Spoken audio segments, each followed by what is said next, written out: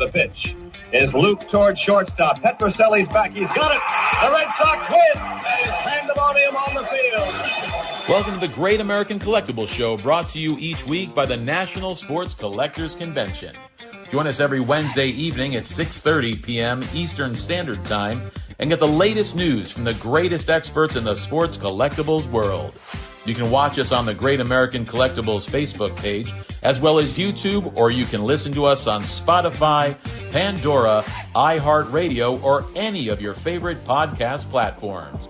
And now your hosts, award-winning sports collectibles author Tom Zappola and Boston radio personality Lou Blasi.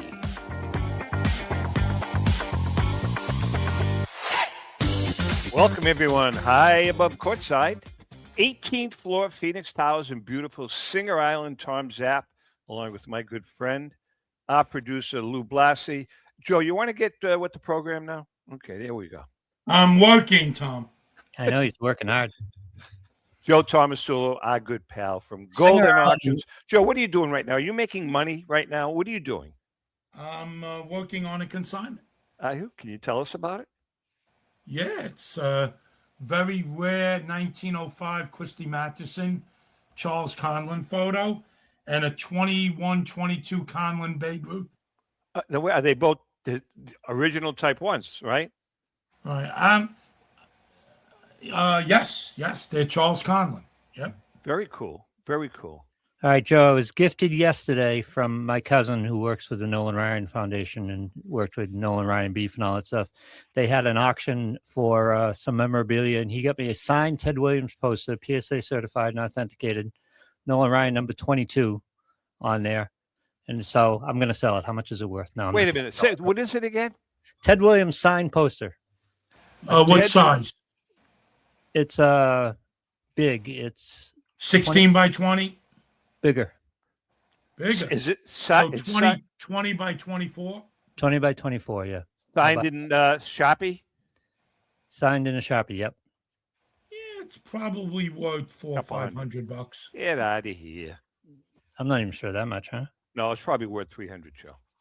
No, I think on 20 by 24, I'm going to push 4. Beautiful photo, and again, authenticated by PSA and all that stuff. Joe, you know, I have one that I've never priced up. I have it's a 9 by, what is it? 9 by, not 8 by 12, the next size up. I have a really nice black and white signed, it's Mickey and Ted together, signed by each one of them, authenticated. Is that worth any money? I mean, that's just in my office in hand. What size? What is it? 9 by 12? 12, yeah. They're not personalized, right? No. Mickey and Ted, that's together. Yeah, 500. Yeah, that's what I figured. Roughly. Yep. That's what I figured. All right. All right, listen. Good pieces. Huh? Good pieces, both. Yeah, they're nice pieces. Yeah. Oh, Joe, you know, want to talk about nice pieces? Let's talk about Joe Tomasulo's collection. Why don't you tell us a few of the things that Joe Tomasulo has? Lou, I don't know if you know anything about his collection. Not his personal collection, no. Oh, Joe, would you like to? Okay, Joe, right out of the gate. Out of the gate, signed Lou Gehrig rookie card. You have a signed Lou Gehrig rookie. Rated a PSA 4. PSA 4. If it went to auction today, what could you get for it? I'm going to say the low would be $1 million and the high would be 1.5. Wow. Okay. Wow. Now you also have, but I believe signed at the time, signed contemporarily, or signed later. Actually, the signature Lou is consistent with 26 with the 26 Gehrig signature. Okay. So signed a year after the card came out. Oh, yeah, nice. Yeah. All right. Now you had at one time, I remember you also had a 33 Gaudy Ruth signed, correct? But I think you got rid of that. That card was sold recently. Okay, now you want to share what you sold that card for? I will not. I know what you sold it for. I know, but I will not share. Okay, can you share what you paid for it? $140,000. Oh my God! Back in 2019. So, Joe, do you have to pay capital gains? Yeah. I mean, the capital gains on that damn thing, like it was astronomical. Let me ask you something. Are you working for the government? I am not. Trust me. Okay. I'm just curious, Tom. Trust me. I am not. You brought me on the show to talk about my capital gains? just asking. Making man. sure I'm doing a Schedule C? Is that what you're Just a doing? happy what- accident, that's all.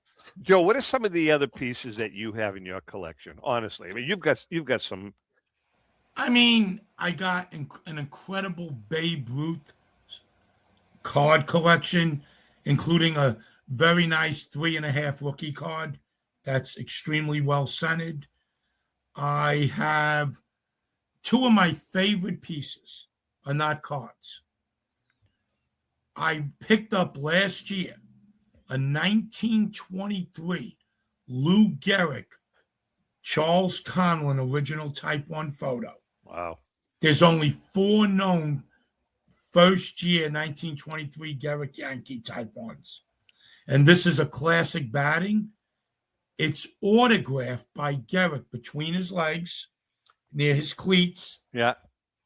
signed in the 23-24 period. Best wishes to Ben Roderick. He gifted it to Ben, who was his Columbia College football and baseball teammate. No kidding. Wow. It has a full letter of provenance from Ben's granddaughter, Lisa Roderick. You know, It's the photo alone, Tom, would be worth $250,000. Signed, use your imagination. so Joe, I mean, obviously you keep this stuff in a vault somewhere, I'm assuming. Yes. You know, I was talking to Doug Allen about a week and a half ago, and I don't know if you remember this, but Doug Allen said that you really helped him pay tuition for his daughter's. No, it wasn't tuition. It was, my memory's better than his. What was it? I bought a signed Christy Mathewson letter Correct. that Right. he said he would never part with. He bought his daughter a car. A car. That's what it was. It was an automobile. Right. Yes. He said, you know, Joe, he says, I'll always have a soft place in my heart for Joe because he really helped me. Actually, Joe bought my daughter her first car. At the price I paid, he should have a soft spot. He said to me, and he said, you know what he did? He honestly said that you knew that you were overpaying a little bit, and he did appreciate that. He made that comment. He says Joe knew that he was overpaying. I think and I paid in the low 20s, something like that. at the time. That was quite a while ago. It was right? strong. It was strong at the time. What Doug doesn't know is it just sold for $1.2 million. So no, I'm just joking. Joe, let's go to the other side of this. What's your holy grail? What's out there that you don't have? That you Ooh, good that question, you'd chase Louis around? boy. Well, That you could afford. I mean, let's not talk about the. I've owned all 4 Gowdy Root signed by Root. I've owned others beyond that. And because I sold my last one, I would like another one, Lou. I miss it in my collection. The problem is, you guys well know, and I'll jump ahead a little because we're going to get to it in the show. We sold a record price, a signed Gowdy Root for $1.464 million. Wow. $1.5 million for all intents and purposes. And to buy another one now, it's going to be too costly. Joe, I want to play. I want to speak on behalf of the 80% of the people. No, the 90% of the people, maybe the 95% of the people that cannot afford memorabilia or cards like that. So, and I'm one of them now, Tom. Well, no, I'm going to use golden auctions and I'm going to use heritage auctions as in my question. Do you guys find people have said to me that they sometimes feel like they get lost in a golden auction or a heritage auction because they just can't afford the items? But I went through your last auction and working backwards, man, there are some very affordable Guys, items, right? Yeah, my vintage auction, my golden vintage auction, is for the low end, the middle, high end collector. It touches all collectors. It does. We sell items in there for $250. We sell items for 250,000. I mean, and all the numbers in between. Now, So do you take does Joe Tomasulo of the in your most recent vintage auction, in your auction, how many lots were there? Do you remember? About. yes, they were about 1,150, give or take. Now, of those 1,150, obviously you have a team. How many of those do you just take the high end stuff on your end? I mean, No, I take anything. I took like 10 T206s worth $200 to $500 okay. in one consignment. So I don't know if I told you this, but I have a nice ticket that I may send your way. It's the opening day ticket that I have. Lou, I don't know if I told you this. I don't know. So is this a conflict of interest? No, McGinnis Oh, okay. Auctions, Louis. Yes. Heard Okay. of them. Yeah. So McGinnis Auctions, I was sitting, I don't know, on the internet. This is about 2 years ago. And John McGinnis was having a live auction on the internet. So, and it said baseball memorabilia. Now, he's not a baseball memorabilia guy. So I went through it, and there was some really cool stuff. It was all the stuff was left by an old man from Exeter, New Hampshire, that had passed away, and his son got rid of it. So he had two items, one of which I wound up bidding on and bought. I bought a game used ticket to the very first game, dated April 19th, 1912, the very first game ever played at Fenway Park. Oh, wow. Cool piece. Love it. So I bought the piece and I was really excited about it. As a matter of fact, the next day I drove up to Exeter to pick it up and really excited. So I send it off to PSA. I have all the provenance. I send it off to PSA and they don't grade it. They won't authenticate it because they have a policy now that they will not authenticate. It was rain out. The game was played on April 19th. They got rained out, so the actual game took place on the 20th, and PSA would not authenticate the card. Joe, what do I do? Tom, I've done some research since we spoke, and the mindset behind them not encapsulating that, because there's no validity as to when that ticket could have been reused. Obviously, it was reused for another game.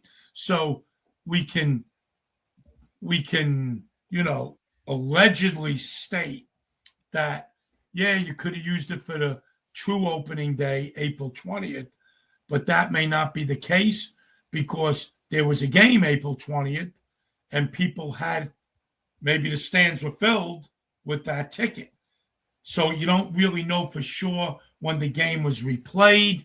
Again, the little ambiguity behind that. Yeah, I see what you're saying. All right, that makes sense. I never thought of that. Right, but to what's in your court, what works for you, it was originally printed as the first game at Fenway Park. Yeah. Its original intent was opening day to the general public at Fenway. So it's got a great history. 5 days after the Titanic sunk, I think on the 14th. Yeah. So I think it's a winner. It's a great ticket. How many are out there? There were only, well, see, this is the thing that kind of fries my ass, to be honest with you. There were only 3 in existence. To the best of our knowledge. To the best of our knowledge. And before PSA changed their policy, the very first one got authenticated, graded, and sold for, I think, $19,000. Then of the other 2, I don't know what happened to the other one. I think it may have gone into an auction and sold raw, and that's what happened to mine. But one of them got through, the very first one, and then PSA changed their policy. So kind of aggravating. Did it have notation that it was the very first game at Fenway Park on the ticket? Yeah, Joe, I sent you an image. Hold on, Louis. You guys chat real quickly, and I will tell you because I have an image right here. I don't know. I'm always freaking out. You mentioned the Titanic. I'm always freaked out. The Titanic south of us here in Boston. Can you see that? Yep. Look at that. That's the ticket. So it says, no, it just says Pavilion 50 cents, Boston American League, blah, blah, blah, blah, blah, dated 1912, April 19th. Signed, and it's a full ticket. It's a full ticket, right? Correct. Because the game was obviously rained out. Correct. So the fact that it's a full ticket, So I haven't done the research, Tom. The game was probably called early. In other words, not like where someone entered the ballpark. Well, I did some research on that. There was a rain delay. It would rain. It actually rained on the 18th and the 19th. It rained the day before, and it continued so into the field the 19th. Was saturated. Probably. Yeah. And then they played on the 20th. Yeah. Okay. And the Red Sox, of course, beat the Yankees, but that's beside the point. All right, we are chatting with Joe. We got a few more minutes. Joe, I want to talk about the Wagner cards, okay? Now, you guys, and then we'll take a break. You guys, just in your most recent auction, it was the Shields, a newly discovered Wagner, T206 Wagner from the Shields family. The card was about 116 years old. You guys sold it for $5 million and change. I believe. Came from the grandfather. Came from the grandfather. You guys sold it for what? About $5.5 million.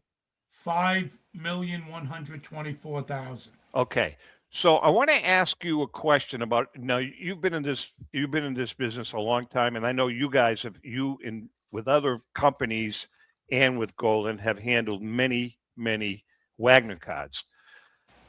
Take Ken Kendricks, put that aside. Okay. What's the next perfect Wagner in your estimation?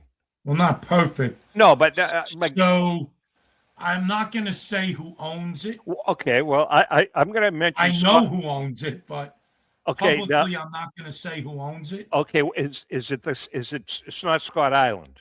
It is. Okay, so Scott and I have talked about it, and Scott said I could mention it. Now, Scott's Wagner is graded a 5, correct? Right. But isn't there another? What's the jumbo Wagner graded? The jumbo's a 5 MC. It's a little miscut, but it's not at the level Scott's is at, but that Scott's Wagner is at. But it's not far behind. And there's an SGC 5 that a very dear friend of mine owns. I tried to get him on the show. And it actually has an NBA gold label on it, too. It has the best, other than the Gretzky, McCall Wagner, the 8. Yeah. It has, the SGC 5 has the best background orange color. The orange hue is so, rich and striking. But the PSA 5 has the better corners. I would think the PSA 5 has to be worth $40 to $50 million. Well, that's what I was going to ask you because Scott, I can right now. Based on my conversation with him last week, and we were on the phone for quite a while. He's a good guy. He's got no intentions of ever selling that card. That card, that is the one item he said is going to kind of go through his family.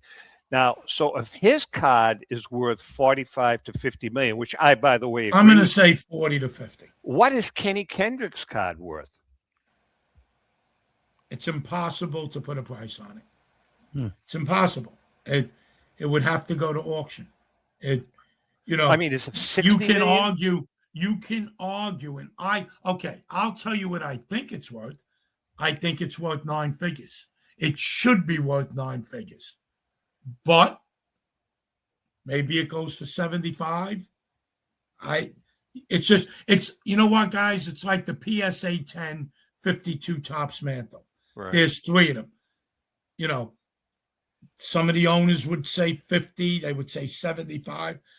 You can't put a price on that. It would have to go to public auction. All right, Joe T is in the house. Joe Hang on. Tomasulo. Give me- Go ahead, give me Louis. a I'm chance sorry. to size this market a little bit. You talked about the first card that sold for $5 million. If I told you a card signed for $5 million, how many guesses would you have to take before you got the guy who sold it? How many people are willing to spend $5 million at a Great golden question. auction for any card? I mean, I'm trying to get an idea of how big the market is. That's a very good question. It's a great question, Lou. And as far as pure collectors are concerned, you know, I mean, I could think without mentioning names, I know 8 to 10 people minimum So Maybe I mean, but so that Joe, would pay that. But there are plenty of investors outside of the hobby that want that card. The T206 Wagner, Lou, transcends beyond the hobby. Yeah. It's a global icon. It's like a Rembrandt or the inverted Jenny stamp or the 1913 Liberty v. Nickel. yeah, but hold on, Louis. Were you referring to not just a Wagner card, but memorabilia in that price range? If something we're going to go for $5 million, Yeah. if So- you were to set up a room for an auction for a $5 million item, how many people would show up? Doesn't have to be a Wagner. I mean, that's a real small club, isn't it? Yeah, I mean, you'd be surprised how many people can write that check. Yeah. Okay. Yeah, I mean, 15, 10 to 20, somewhere in there. And that's a lot of people. So in an auction thing, the Babe Ruth cold shot jersey sold for $24 million. A Pokemon card. I know. Thank you, Golden Auctions. Sold for $16.5 million, which was $3.6 million higher than the previous record for a trading card that sold in Heritage, the 52 tops, Crazy 9.5 mantle. So think of it like this, guys, real quick. The 5.1 sale was a $2 million increase, 64.5% increase over the last PSA 1 public sale, which was the spring of 22. So in 4 years, someone got 65% more. So that's pretty impressive. Crazy stuff. All right, we're going to take a quick break. Joe T is in the house. We're going to come back with a crackerjack moment. Joe's with us for the whole hour. No other guest. He is our guest. Hang in there. We'll be right back.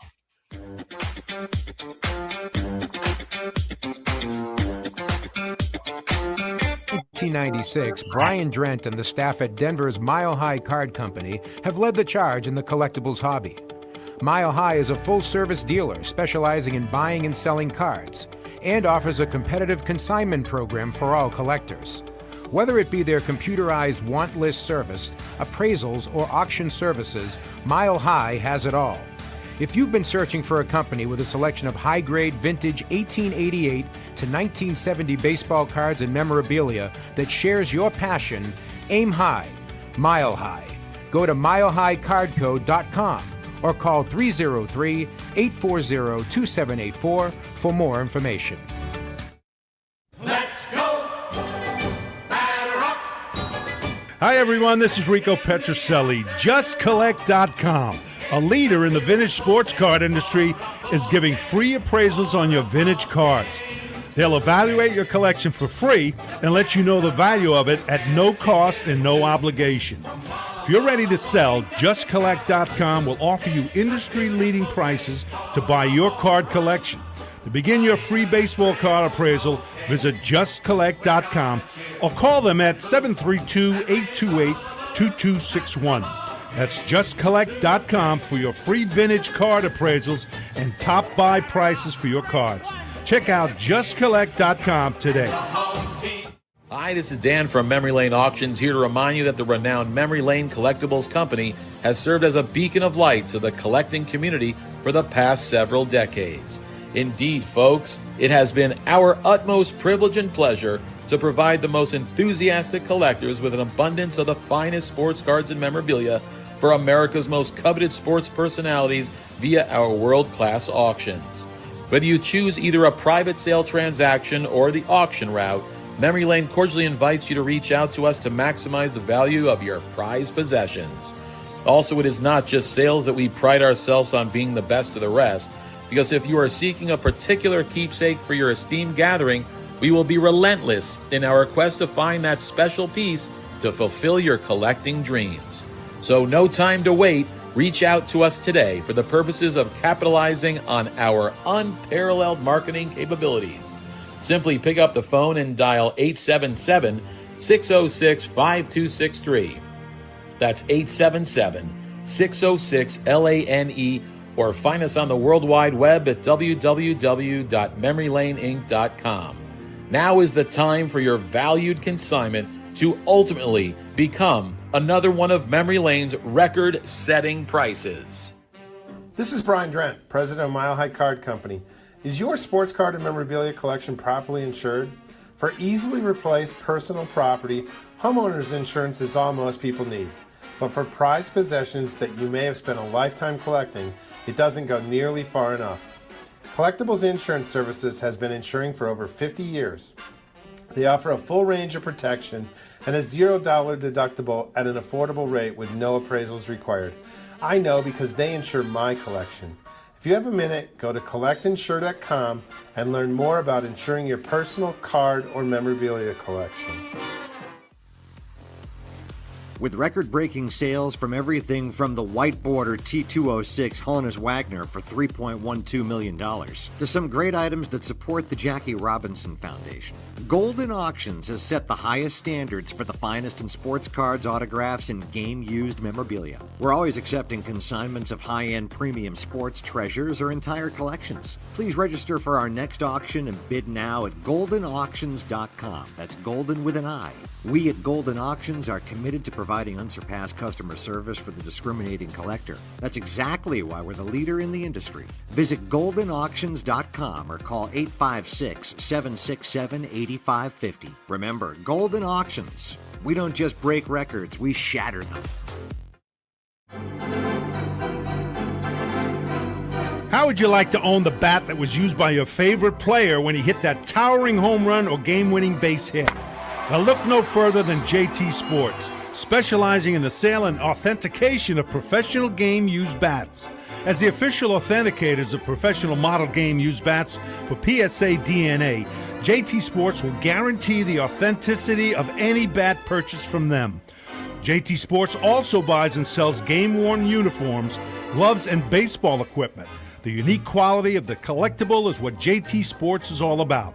Give them a call at 609-487-8003 or check them out at GameUseBats.com.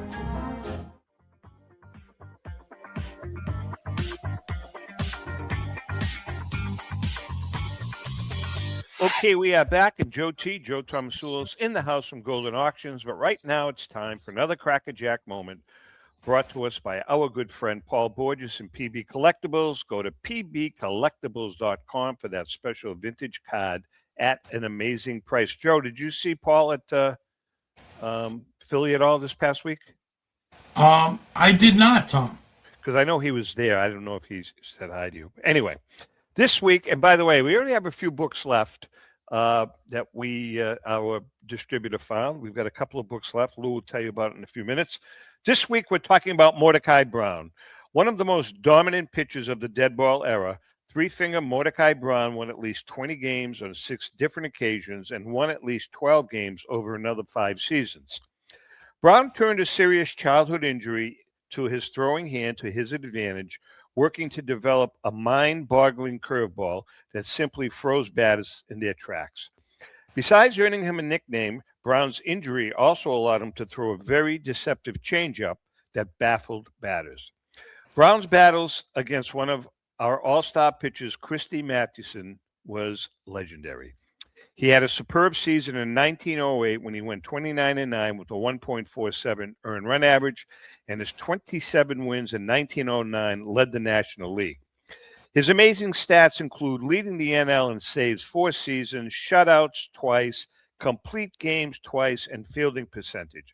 Although Brown pitched in many renowned World Series games, He always maintained that his best performance was in the one-game playoff after the Merkel debacle.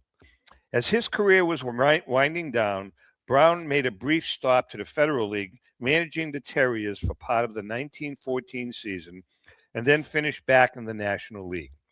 After retiring, Brown pitched and managed in the minors until 1920 and later pitched in exhibition games. With 55 career shutouts, World Series championships in 1907 and 1908, and all of those 20-plus win seasons, three-finger Mordecai Brown was elected to the Hall of Fame in 1949. Unfortunately, the master of deceptive pitches had passed away the previous year in 1948 and never got the opportunity to address his fans. And that's another crackerjack moment. To get one of the few remaining copies of this great book, go to tomzaplamedia.com/Crackerjack Collection to order your copy of the Crackerjack Collection, baseball's prize players. This great book will give you a glimpse into the personal and professional lives of the players in this iconic collection. That's the Crackerjack Collection, on sale now, 30% off the regular price at tomzaplamedia.com/Crackerjack Collection. Hey, Joe, tell me about the Philly show. You guys were there. Did you pick up any good consignments? Yeah, tallied over $1 million. No kidding. Yep. Got a second-year Boston store Babe Ruth and a 3.5. 1910 Nadja Honus Wagner in SGC 4 holder. Nice. That's a 150 plus card. We just sold a 1.5 for $81,000, which was a record in itself. Yeah. Bunch of T206s, PSA 7 green card in a, which is a 6-figure card. What was the grade on it? A PSA 7. Wow. Yep. And we got Crackerjack Cobb, Crackerjack Jackson, just some great stuff. Getting back for a second to Scott Island's collection, it's freaking mind-boggling, Joe. It's absolutely mind-boggling. I mean, he's got he's like the 1914 Crackerjack set. I mean, it's like off the charts. The Jackie Robinson rookie jersey. I mean, what's that thing worth today? I mean, it just goes on and on and on with his collection. It's amazing. He actually owns one of the 6 1921 Frederick photo roots. I did not know that. Yeah, he's got the second highest graded, a 3.5. Unbelievable. And he's from Louis. Scott is the most down-to-earth guy you will ever meet. He lives in Burlington, Vermont. Oh, wow. Yeah, with his family, and just a good guy, just really, really good guy. I wanted to talk to you, Joe. We get into these discussions all the time, you and I want to just throw a couple of names out at you. There we go. Pujols or Gehrig? Oh, God. That's the wrong guy to ask. No, because I'm going to take issue with him. I got to go with Gehrig. Because look, I know you and Lou are going to go back to 21st century, that whole, modern versus, pre-war. The numbers are more meaningful. I don't buy it. I just don't buy it, especially with someone like Gehrig. Gehrig's numbers are ridiculous. And God only knows what his numbers would have been if he didn't get struck down with ALS. Yeah, but Joe, hold on. He got struck down towards the end of his career. Time out. Go ahead. It wasn't the end. He died at the age of, I think, 37. Yeah. He got struck down with ALS at the age of 30, late 33, 34. So what people don't realize was in 1938, Gehrig was pushing for his second Triple Crown season. He was on a tear going into August, leading the league in almost every offensive category. And inexplicably, he hit a wall. his average dropped in the last 2 months from like 360, 370 to like 296. No, I understand that. No. So he was in, Tom, the way he was going, he would have had another 2-3 solid years. How many years did he play? 15? Well, his first full season was 25. He got a handful of at-bats in 23 and 24. So from 25 through 38, 14 seasons. 14. That's All it. right. So You're right. Pujols did play 22 years. I'm looking at this right now. Right. But And I tell you, man, Derek was not slowing down. He Yeah, but wasn't showing any signs well, of slowing down. I'm just saying, though, if you look at Albert's numbers, man, I mean, 3,300 hits, 703 home runs. Crazy stuff, Joe. What's his OPS? His OPS was 374. No, What do you mean, no? OPS. Oh, I'm sorry, OPS 918. Garrick's pushed 1.1. Right? That's it. I mean, guys, if you're going to go sabermetrics, OPS is the most defining statistic for a hitter. It's combination power, get on base, average, you name it. It Louis? rolls it all into one. What are your thoughts? I'm going to go the other way on Pujols a little bit because the thing about Pujols has a Yaz kind of tinge to me. Yaz wouldn't be a Hall of Famer if he didn't play 20 odd years. He had 67, and that was basically about it. And he was a Triple Crown winner, the last Triple Crown winner for a number of years. I get into it. Pujols was exceptional early in his career. The last 5, 6, 7 years of his career were mediocre or not great. Yeah, you're probably right on that one. We were having this. He kind of hung on, right, Lou? He kind of hung on, and that built up his career numbers in general. When he was at the prime of his career, we were having this discussion the other day among best right-handed hitters we've ever seen, and I would have put Manny is the best right-handed hitter I've ever seen, but I would have put Pujols above him in his prime. Gary Sheffield was obviously great as a right-handed hitter as well, but Pujols was a great player. And Joe, you and I have this basic disagreement about, and it comes down to cornfield or when was he born. If Lou Gehrig walks out of the cornfield in the major league into the World Baseball Classic today, he gets used. If he's born in 2000, he's probably still a star. It's just different eras, different. So I kind of agree with what Lou's saying, Joe. That argument. Here's what you guys don't take into consideration. Lou Gehrig was ahead of his time. He was a physical specimen. I mean, there's plenty of photos out there of Gehrig taking batting practice shirtless, like Jimmy Fox. Yeah. They were beasts. Sort of like Jim Brown in football. Jim Brown was ahead of his time. He ran over defenses. Of course, size-wise, strength-wise, way ahead of his time. But so what I'm leading to, what would Gehrig look like and his body? Obviously, the eye-hand coordination is there. If, in fact, he used today's technology. Well, that's what Lou's saying, the same thing. Yeah. Lou's saying he's saying the same thing. Same thing with Ruth. Yeah. I mean, same thing with Ruth. Same thing with Jimmy Fox. Same thing with Ty Cobb. I can say with a certain amount of certainty that if they walked out of the cornfield, they would not compete in today's baseball. If they were born in 2000, then we have a discussion. I have no idea how that would work out because Gehrig was obviously extremely talented and physical. And I love going at Tom with this because I know Tom thinks he's overrated. Because I'm going to bring up Joe DiMaggio. Guys, most overrated player in the history of the game. Whatever. DiMaggio? Anyway, Tom, you're entitled Overrated. to your opinion. I'm not saying he wasn't phenomenal, but I'm saying there are two players in my mind that stick out as being overrated. One is Joe DiMaggio and one is Mickey Mantle. I'm going to lean with you a little on Mantle. Not DiMaggio. I think DiMaggio's underrated. DiMaggio wore out the best pitches. He batted 350, 360 lifetime against fella who threw 100 miles an hour and had one of the best top 5 curveballs in baseball history.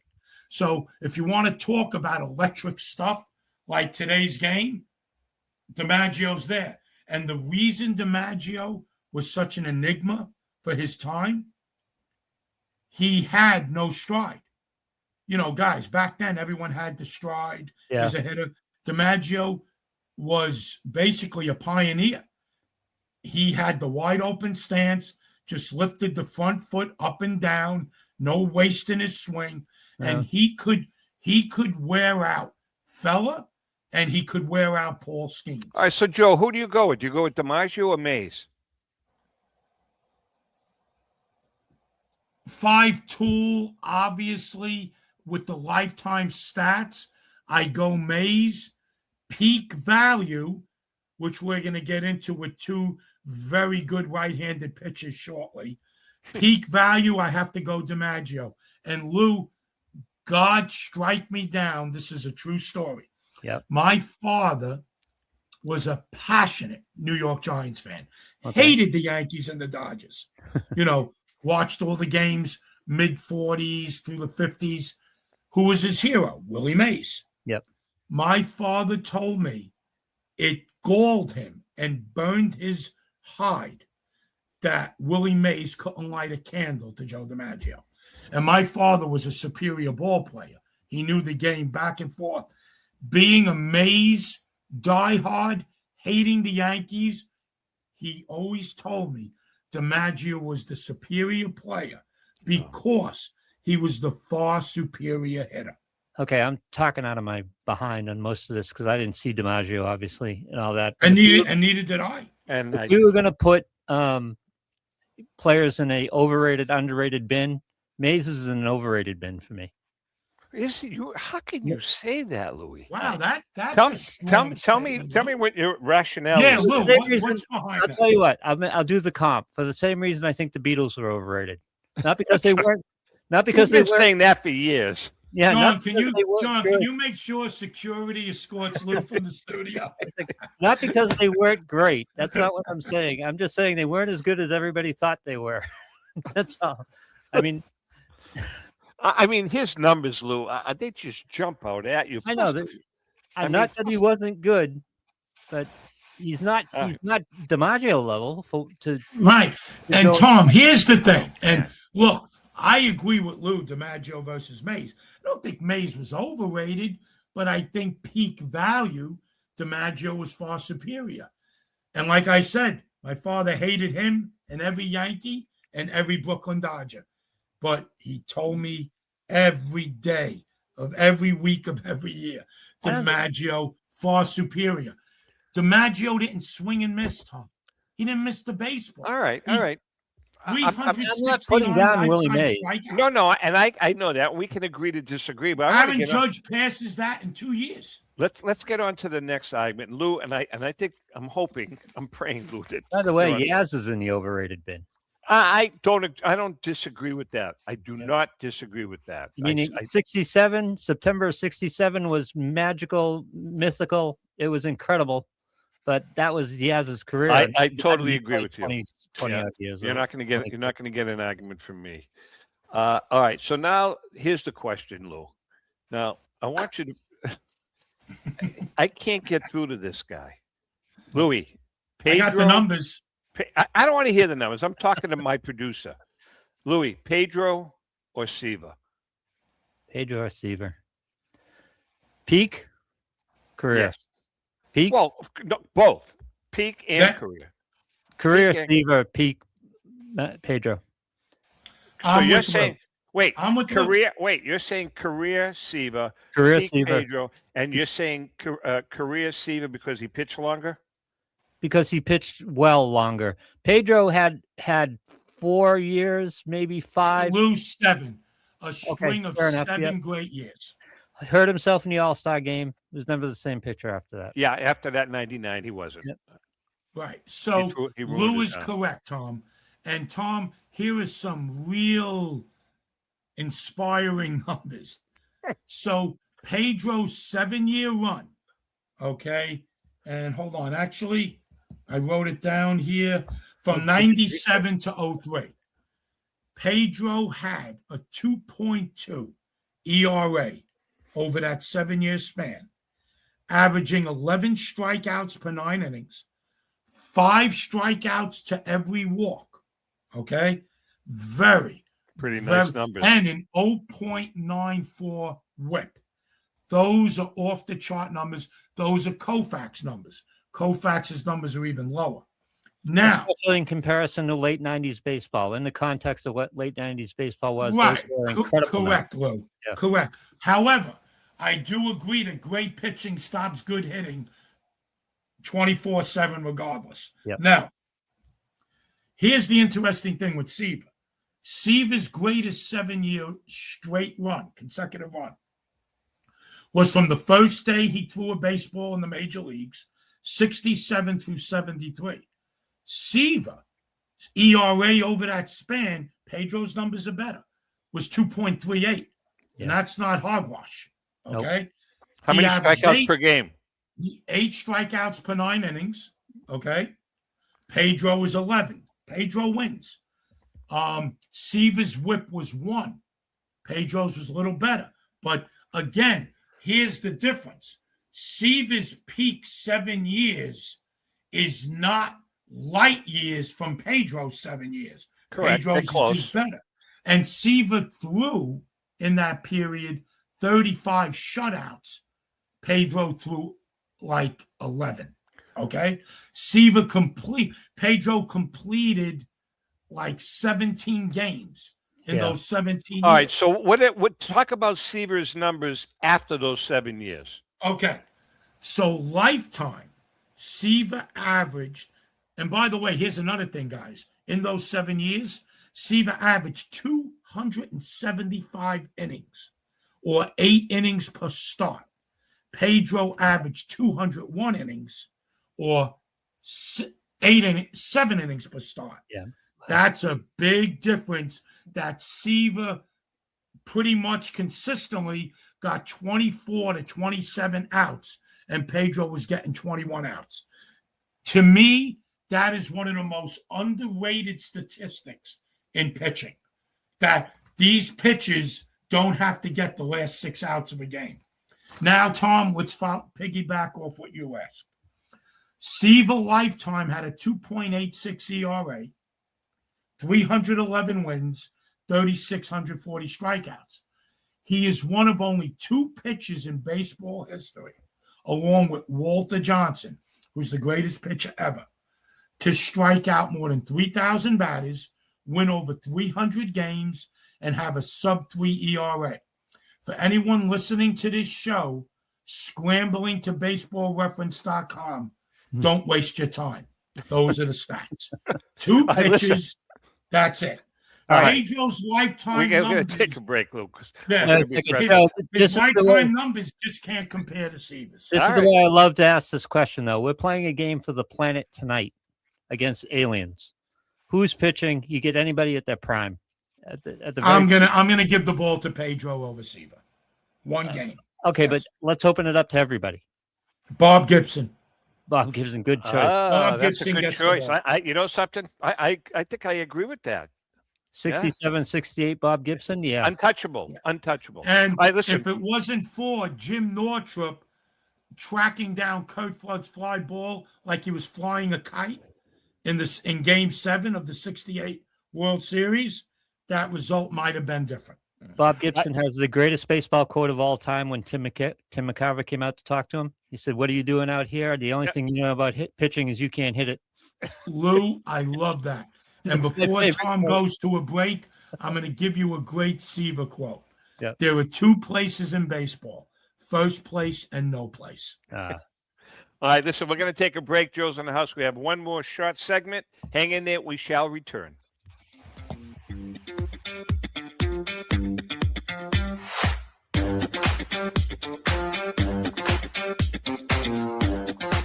This is Brian Drent, president of Mile High Card Company. Is your sports card and memorabilia collection properly insured? For easily replaced personal property, homeowners insurance is all most people need. But for prized possessions that you may have spent a lifetime collecting, it doesn't go nearly far enough. Collectibles Insurance Services has been insuring for over 50 years. They offer a full range of protection and a $0 deductible at an affordable rate with no appraisals required. I know because they insure my collection. If you have a minute, go to collectinsure.com and learn more about insuring your personal card or memorabilia collection. Pristine Auction is a family-owned and operated online auction specializing in autographed memorabilia, sports cards, coins, art, and collectibles. Since their founding in 2010, they've grown to 2 facilities in Phoenix, Arizona, totaling over 60,000 square feet. Jared Cavalier and an incredible staff of over 150 team members serve a very large customer base and enjoy every minute of it. By working with leading authentication companies, Pristine ensures all items are 100% authentic. In addition, third-party authenticators regularly travel to Pristine Auction to provide authentication services on site. Pristine Auction strives to operate its business in a way that's honoring to God, their families, and their customers. With a strong focus on speed, quality, and premier customer service, their mission is to be the leading online auction for every level of collector and fan. Pristine also works for Hope Sports and Identity Hoops International, traveling to Mexico to build houses for the less fortunate. Pristine Auction offers several online auction formats with thousands of auctions ending each day. For more information, go to pristineauction.com. That's Pristine Auction, the best in the business. If you're a discerning collector interested in owning the most important pieces in the hobby, look no further than Leland's Auctions. The original sports auction and appraisal house, Leland's was established in 1985 by legendary Pioneer founder Joshua Leland Evans. And today, President Mike Hefner carries on the tradition. From the Tom Brady card and memorabilia collection to the famed Boston Garden Auction to high-end card auctions from every major sport, Leland's has always maintained the highest standards. Go to Lelands.com and get your bid in. That's Leland's, the hobby's leading sports auction house for 4 decades. It's often been said that championships are won on the practice field, and world records come only to those willing to work harder than everybody else. Heritage Auctions is the world's largest collectibles auctioneer because we believe that becoming the best is only an invitation to the challenge of remaining the best. This requires the skills of the hobby's top experts, capable of identifying and maximizing value for our consigners. It requires the most visited website in the industry, courting a global audience of collectors over 1.5 million strong. It requires a dedicated press department that expands our global reach far beyond the entrenched hobby marketplace. It's hard work, but a simple premise. Present the finest collectibles to the largest population of potential buyers, and world records will come. We invite all listeners to put the unmatched power of Heritage Auctions to work for you. Auction evaluations are always free, and our commission-based fee structure ensures that our interests are always aligned. The highest possible price for your collectibles. There will always be new world records to chase, so let's chase them together. Visit our website at ha.com and request your no-obligation review today. Hi, this is Dan from Memory Lane Auctions, here to remind you that the renowned Memory Lane Collectibles Company has served as a beacon of light to the collecting community for the past several decades. Indeed, folks, it has been our utmost privilege and pleasure to provide the most enthusiastic collectors with an abundance of the finest sports cards and memorabilia for America's most coveted sports personalities via our world-class auctions. Whether you choose either a private sale transaction or the auction route, Memory Lane cordially invites you to reach out to us to maximize the value of your prized possessions. Also, it is not just sales that we pride ourselves on being the best of the rest, because if you are seeking a particular keepsake for your esteemed gathering, we will be relentless in our quest to find that special piece to fulfill your collecting dreams.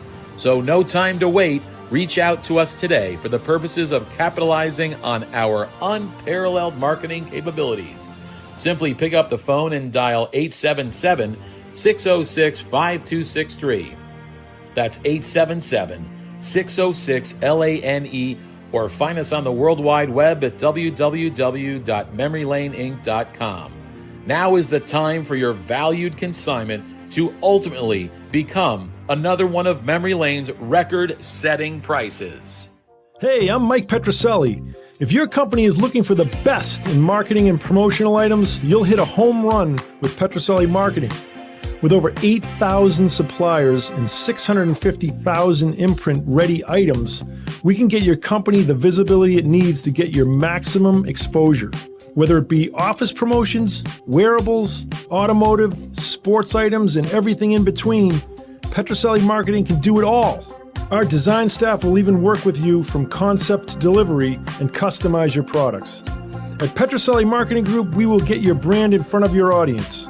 Contact us at info@petrosellimkt.com or call us at 603-880-3202. That's Petroselli Marketing, where no dream is impossible.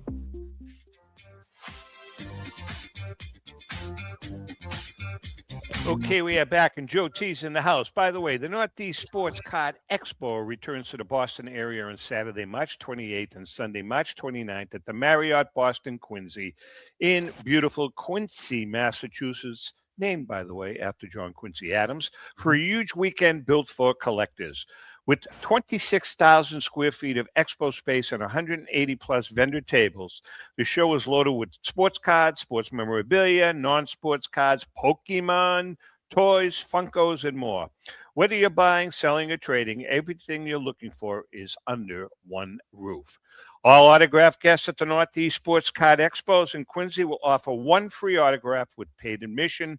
Here are some of the autograph guests appearing at the show. Tim Sweeney, former Boston Bruins player and U.S. Olympian; Ronnie Lepet, former New England Patriots player; Russ Hochstein, former New England Patriots offensive lineman; Manny Del Carmen, World Series champion with the Red Sox; Jimmy Lomborg, Red Sox Cy Young Award winner; Tater Leia, former Philadelphia Flyers player, and many, many more. And by the way, from The Sopranos, John Fieri, who played Gigi, and Frank Santarelli, who played Georgie. And there's more. Some of the other highlights: free raffle entry with paid admission, and free commemorative show poster for the first 200 attendees each day. Sports mascot appearances, including Pikachu, and kids under 12 get free admission. For more information, go to northeastcardexpo.com. That's northeastcardexpo.com. And Louis, what about insurance? What about our good friend, Tom Finkelmeyer? It's Pikachu, by the way. Pikachu. What did I say? Pikachu. Pikachu. Oh, Pikachu was the painter. That's right. I gotta say, it was the Italian pronunciation. Tom, could I jump in here for a quick second? Yeah. Lou, a great way, just piggybacking off our last discussion, you should check it out. Mm-hmm. You know, WAR is one of the most important indicators of a player's efficiency and significance. Yep. They do the WAR thing. So a great sabermetician named Jay Jaffe wanted to balance peak value versus career WAR. Mm-hmm. So he came up with a system called JAWS, JAWS, like the movie. Are you familiar with that, Lou? A little bit. It's called the basically. I hate war, so I haven't figured. Right, but it's basically the Jaffe War system. He measures 50% career versus 50% peak, and he takes the 7 best seasons for the peak. And interestingly enough, in that JAWS barometer, Seaver is ranked 6th lifetime. Oh. And I think Pedro is 12th. Really? Okay? But Seaver's really 5 and Pedro's 11, because Roger Clemens should be eliminated from that ranking. I totally agree. But Yes, Louis doesn't. Really eliminated. Right. So they're both tied. Tom, back. I'm sorry. Go No, ahead. that's okay. That's great. That's a great stat. Louis, let's talk about our man, Tom Finkelmeyer. Finkelmeyer Insurance Agency has been insuring collectibles since the early 1980s. The late Tom Finkelmeyer wrote the original sports memorabilia insurance policy when no one else in the industry was insuring sports collectibles. A lifelong collector of sports cards, Tom Sr. instilled the love of collecting in Tom Jr., who is the current president of Finkelmeyer Insurance Agency. Tom Finkelmeyer Jr., with 3 decades of insurance experience, has paired that expertise with 50 years of collecting and with a litany of professional designations, including counseling and risk management. Tom covers every aspect of your collectibles insurance needs.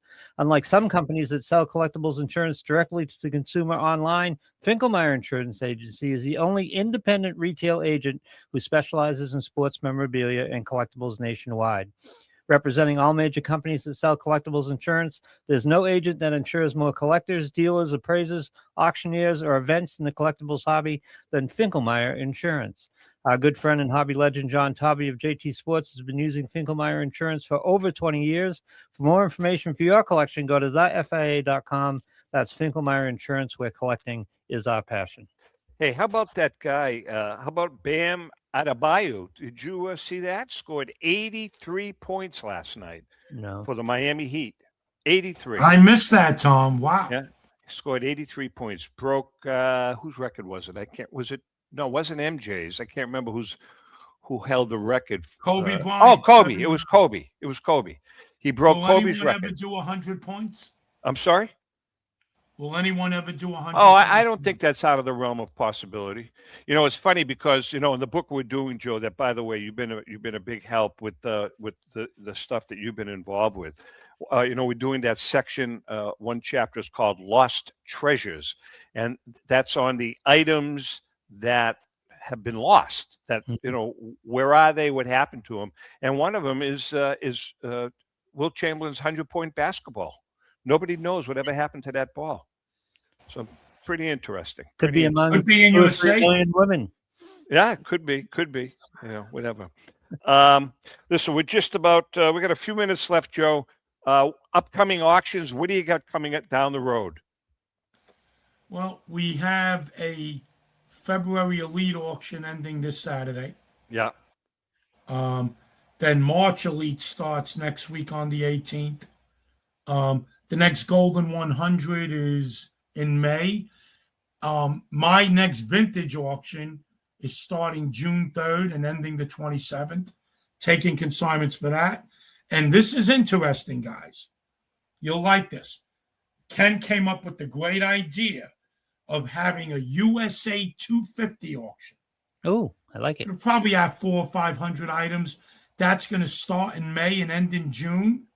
And I just got a great Wait, are they historical items or are they going to be sports It could be items? anything. And it could be Washington, Lincoln, Marilyn Monroe, Presley, any great Americana. Wow.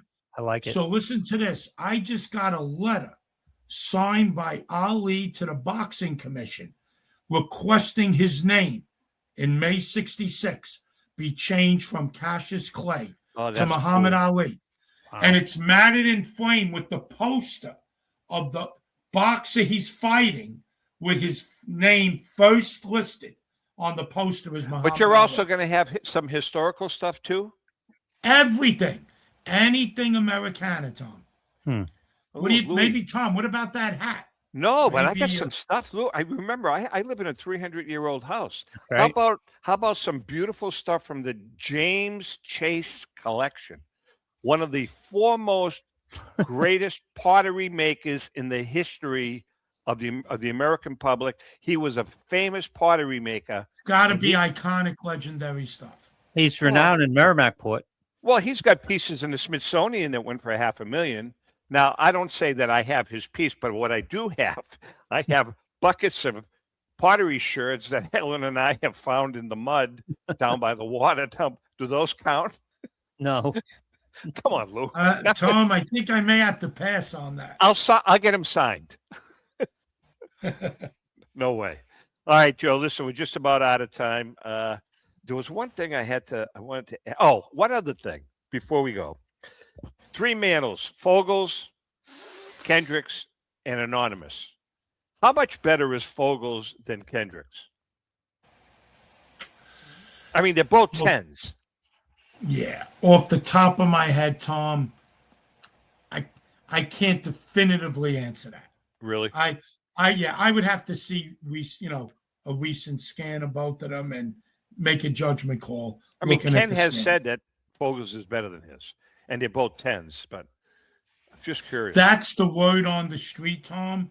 But on my own kangaroo court, on my own judge and jury. So what's a PSA 10? What's Marshall Fogel's card worth? Is it worth as much as Kenny Kendrick's T206 Wagner? No. No way? No. I can't see it. I mean, I think it's worth. I mean, if you put a gun to my head, I would say I think it's worth at least $50 million. But I don't think, because there are 3 of them, I don't see it being 9 figures. Gotcha. All right, Joseph. The Wagner could be 9 figures. That's amazing. Just amazing. All right, Joe, Isn't listen, as always, man, we love having you on the show. You're a very special part of this show. You have been for many years, and we appreciate it. And keep in touch, and make sure that Kenny and well, give Lou my cell number. We never got into the detail of why the Beatles are overrated.